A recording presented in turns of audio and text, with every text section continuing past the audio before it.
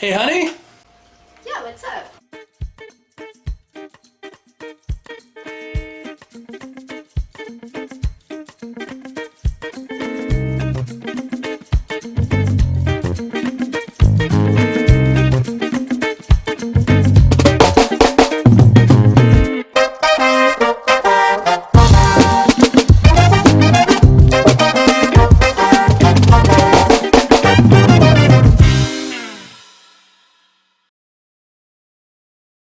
Okay, so this is not a free little library adventure for this Friday featurette.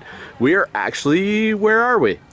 We're at City Park, close to the Katori Forest. It's actually a hiking trail in the middle of New Orleans in City Park. I know, New Orleans is such an awesome place because you can clearly see we are in the middle of the city, but we are also out in nature. So amazing. All right, let's check out the little free library while we're here anyways. Okay.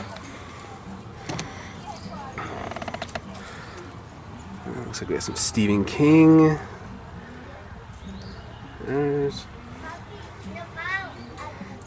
the new Space Opera 2.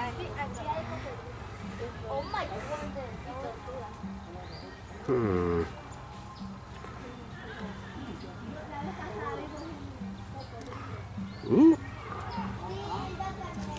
Starborn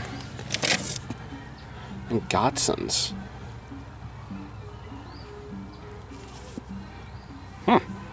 Seems like an interesting title. That's what that is. Is that one? It's called The Art of Racing in the Rain. Well, those seem interesting reads. Wish we would have brought some books to leave. Yeah. We should just keep our pile in the car and we can just trade out when we see a little free library. Yeah, because we definitely find these all over the place. Yeah. All right, let's go venture into the woods. I wonder what kind of bird that is. I wonder if it's a blue heron. It might be. Let's see if I can zoom in for a better shot. Can you see him still? Yep, I got him right in the center of the frame. Oh, cool. Little blue herring. Really cool. You want to go look at the bird sign? Yep. See if we can identify the bird we saw.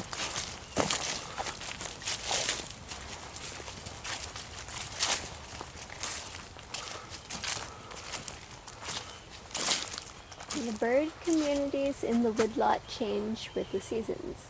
Many of its residents are here all year, such as the downy and red-bellied woodpeckers, blue jay, Carolina, chickadee, Carolina wren, and north cardinal. Wood ducks frequent the bayou all year long, with various herons and egrets. Even a few raptors, such as the red-shouldered hawk and eastern screech owl, reside here. During the winter, other birds have arrived from as far away as Canada. Yellow-rumped and orange-crowned warblers and ruby-crowned kinglets frequently accompany the resident chickadees. A flock of American robins, cedar waxwings, or American goldfinches might be found, or a double-crested cormorant or Ninja along the bayou. As spring approaches, many species acquire their breeding dress, and song is heard more often. Migration begins in earnest mid-March and builds up steam throughout the spring before dwindling in early May. On most days, few birds are present, riding tailwinds from across the Gulf past the city to land further north. But on other days, especially those with inclement weather or north winds that first force the birds to stop here, the woods may be alive. Vernal migrants often wear striking spring dress, such as that of the black and white and hooded warblers, scarlet and summer tangers, orchard and Baltimore orioles, rose-breasted and blue grosbeaks, and indigo bunting. A few of the late arrivals stayed to nest, such as the noisy great-crested flycatcher, or more secretive yellow-billed cuckoo. Mississippi kites gather nearby in August and are often visible in the sky. This is also the month when southbound migrants appear, often first marked by the appearance of the yellow warblers. The diversity of migrant builds until its peak in early October. Many of the spring migrants reappear in the fall, with a few increasing in abundance, such as the eastern wood pewee and yellow magnolia warblers, common yellowthroat, and American redstart. November migration consists mainly of waves of species that stay to winter in Louisiana. So I think what we saw earlier was the yellow-crowned night heron. Okay. Oh yeah, the big bird when we first came in. Yep. Okay. Yeah, cool.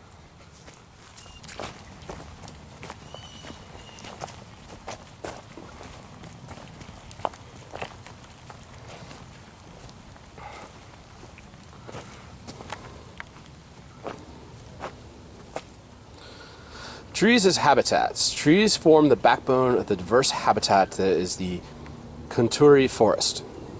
A variety of plants and animals live in, on, or around the trees. In this area, you will find birds that make their nest in branches, birds that live in cavities found in the trees. You'll find birds that eat the berries that are produced by some species, and birds that eat the insects that inhabit the trees.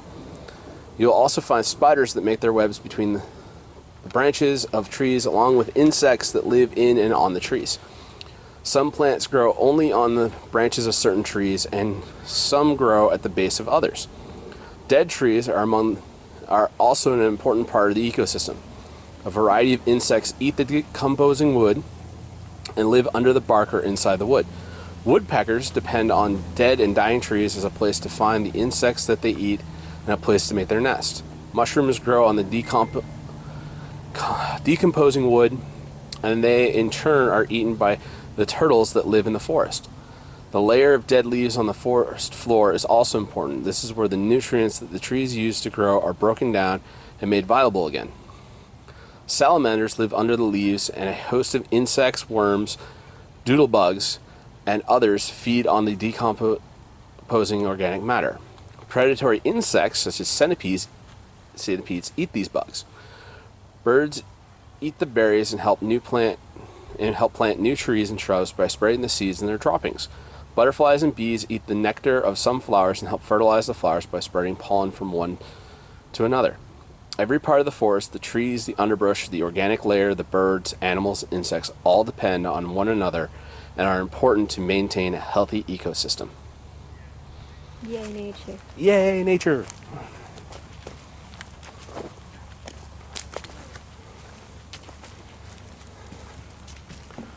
Oh. There's...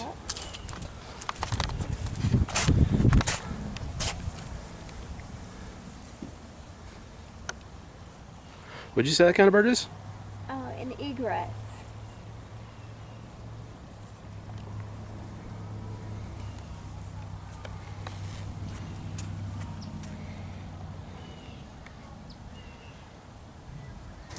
What makes an arboretum? An arboretum is a place where trees, shrubs, and herbaceous plants are grown for scientific and education purposes. The Katori Forest and Arboretum have been developed into an outdoor classroom where people can learn a wide variety of things about the forest. Along the trail you will find trees with signposts near them that share the common and scientific name of the tree. There are many different species of trees in this area, and more will be planted as time goes on. As we plant new tree species, we will concentrate on Louisiana native trees as well as trees that are important to the wildlife of the area for some reason, such as species that produce berries for birds or nuts for squirrels. Along the trail you will find more education stations like this one that help explain some of the aspect of rich diversity of this area, such as the relationship between plants and animals found here. We hope you enjoy your visit to the Katori Forest and that you have come away with a better understanding of the forest ecosystem. I'm guessing most people start this way and walk that way. Yeah. So this is like the first sign that they read. Yeah, we've done the trail backwards. Yeah. The joy of living is your birthright. You are a New Orleanian. So yeah, hope you enjoyed our little walk through the Katori Forest. If you ever come to visit New Orleans, first, you gotta let us know, because that'd be super cool. And second, you want to get out of have a feeling of being out of the city without like leaving the city. It's a great spot. Yeah, it is. All right, so until next time on our Friday Featurettes, peace. Bye everybody. Hey everybody, thanks for staying till the end of the episode. Remember to like, share, subscribe. Follow us on Facebook at Board Barista Productions. And if you want to support us, Patreon link at the bottom.